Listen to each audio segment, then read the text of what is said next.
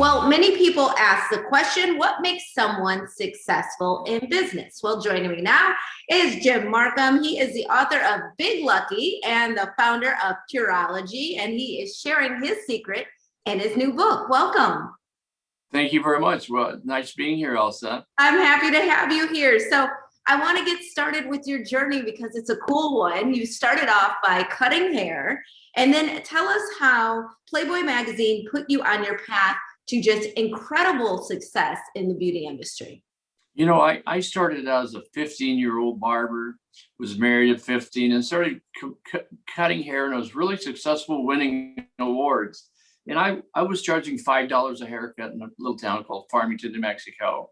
Mm-hmm. And I read in Playboy, and I'm the national champion, and I read in Playboy where Jay Sebring was getting $50 a haircut.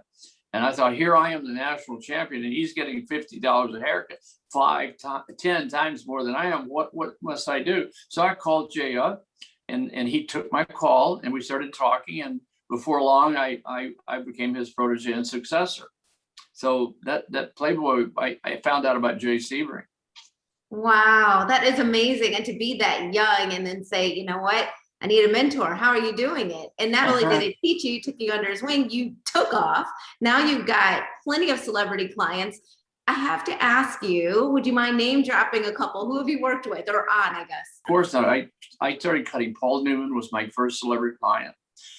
Steve McQueen, wow. Robert Redford, Johnny Carson, Frank Sinatra, a bunch of musicians as well, Paul Anka, Andy Williams, Dr. John, Fabian, about 50 big time celebrities. You just named so many actors who are royalty and music that's royalty, and you were there responsible for their look. A lot of heartthrobs there too. So you did a good job.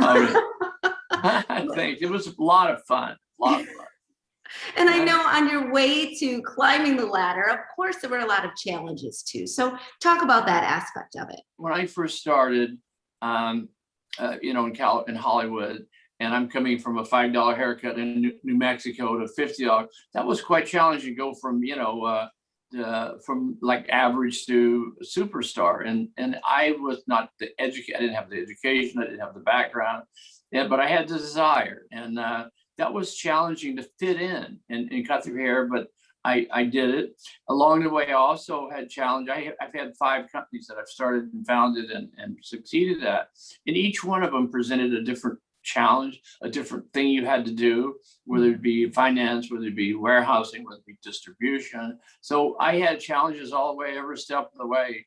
And I, kept falling down and getting knocked down, which is the main part of the book, is to how do you get back up and how do you keep going? And because we're all going to fall down. It's not if you go, you're always going to fall down. It's not a question of when, but you are. And getting back up is the main thing. A lot of people don't get back up and try again. That's critical for you. Says I wrote a book about how to win and keep falling down and getting back up, because we're all made to win. It's important to know that.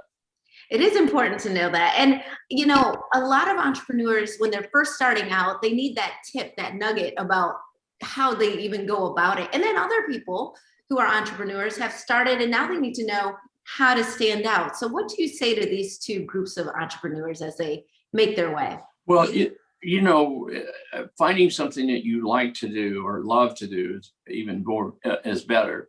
And to build a plan. Build a point of difference. If you don't have a point of difference, it's really hard. So you got to stand out. How do you do that? By creating a point of difference. With Pureology, one of the things I did was creating the first sulfate-free shampoo, which I knew was better for color-treated hair. We tested and found that to be a fact. And then we did a vegan product, no animal ingredients. Was a big point of difference in, and not tested on animals. We did a carcinogen-free. So when you're building a plan, make sure you see what the competitors are doing, what they do right, what they do wrong, and try to fill in, and you get your own unique positioning so that you stand out and your point of difference is unique enough and strong enough and drive it home. Well, I love all of these tips are in your new book, Big Lucky. Can I ask you, how did you get the name? I was cutting Paul Newman's hair one time in Beverly Hills, and he said to me, and I've never forgot, he said, Markham, he said, there's 3 kinds of luck. There's no luck, there's luck, and there's big lucky. And he said, you're big lucky, Markham. He said, I'm big lucky. And, I always remembered that because, he would be quite honest with me, kind of treat me like a father, like a brother, because I'm like 24 years old back when I first started, and he's like 45 or 7, like that. So, yeah, so big lucky stuck with me. And I always recall that, but because I believe we all can be big lucky. It's mindset, it's a frame of mind, which I detail in my book, Big Lucky, about how to be successful, how about getting knocked down, how to get back up in unique trials and tribulations that I've had, which has been quite successful. Well, I love that, like you said, we can all be big lucky with your book. Thank you so much for being with us and sharing a little bit of your story. I can't wait to read more, and we'll be right back with more Midday Maryland right after this.